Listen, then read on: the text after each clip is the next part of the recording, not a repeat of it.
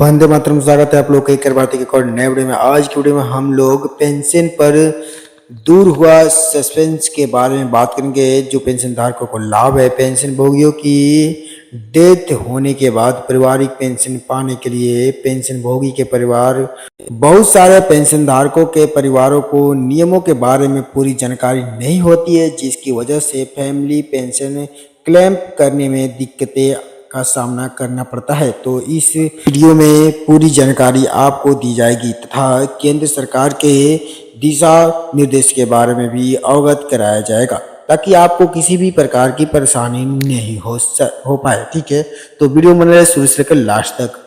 PPO के आधार पर मिलती है पेंशन। ठीक है दोस्तों, तो रिटायरमेंट के बाद पेंशन भोगी को पीपीओ के आधार पर पेंशन दी जाती है।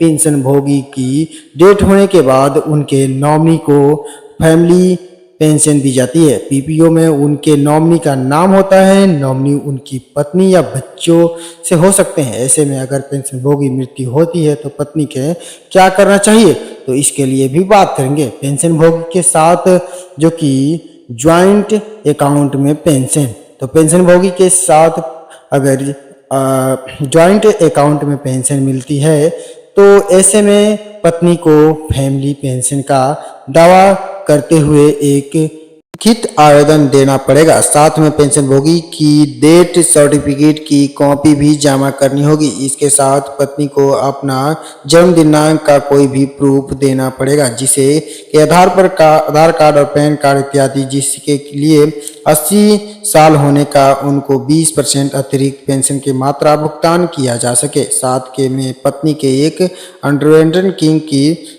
देनी पड़ेगी। और पेंशन भोगी के साथ ज्वाइंट अकाउंट में पेंशन नहीं जो कि निकलती है, तो पेंशन भोगियों के साथ ज्वाइंट अकाउंट में पेंशन नहीं निकलती है, तो ऐसे में केस में फॉर्म 14 भरकर आपको देना पड़ेगा। साथ ही साथ उस पर बताए गए सभी जो डॉक्यूमेंट पत्नी को प्रस्तुत करना पड़ेगा। जी हाँ दोस्तों, की जिम्मेदारी पत्नी के द्वारा इतने डॉक्यूमेंट प्रस्तुत करने के बाद बैंक की जिम्मेदारी बनती है कि पेंशन को फैमिली पेंशन में कन्वर्ट कर दे। फैमिली पेंशन का भुगतान मृत्यु की तारीख से करनी है, ना कि आवेदन की तारीख से। बिना देरी किए फैमिली पेंशन शुरू कर देनी है। अगर इसको शुरू होने में समय लगता है तो प्रोविजन पेंशन का भुगतान पहले करना पड़ेगा।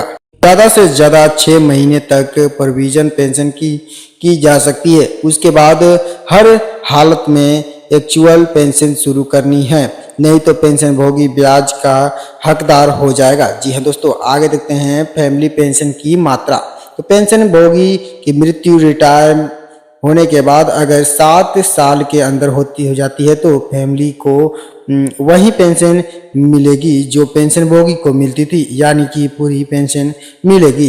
ये तब तक मिलेगी जब तक कि पेंशन भोगी 67 साल से नहीं हो जाते हैं। अगर जिंदा रहते हैं तो उदाहरण मान लेते हैं कि मान लीजिए पेंशन भोगी साल पर रिटायर होते हैं और 62 साल होते ही उनकी मृत्यु हो जाती है, तो परिवार को पेंशन भोगी की पारिवारिक पेंशन उतना ही मिलेगा जितना पेंशन भोगी को मिलता था।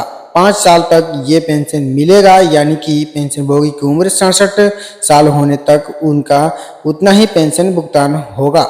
उसके बाद जो कि बेसिक सैलरी का 60% पेंशन मिलेगा। जी हाँ दोस्तों, आगे देखते हैं हम लोग। अगर रिटायर होने के 7 साल के बाद पेंशन धारक की मृत्यु होती है तो पेंशन भोगी की बेसिक सैलरी का 60% फैमिली पेंशन दी जाएगी। उदाहरण के लिए मान लीजिए किसी पेंशन भोगी की डेथ 67 साल के बाद हुई तो परिवार के पेंशन भोगी की बेसिक सैलरी का 60% फैमिली को के तौर पर देना पड़ेगा। वीडियो में दी गई जानकारी अगर पसंद आई होगी तो वीडियो को लाइक कीजिए, कमेंट कीजिए। चैनल पर पहली बार अगर है चैनल को सब्सक्राइब कर लीजिएगा और बेल आइकन को भी प्रेस कर लीजिएगा, ताकि इसी तरह लेटेस्ट न्यूज हमेशा आपके पास पहुंचता रहेगा। जय हिंद दोस्तों, धन्यवाद। मिलते हैं न्यू अपडेट के साथ।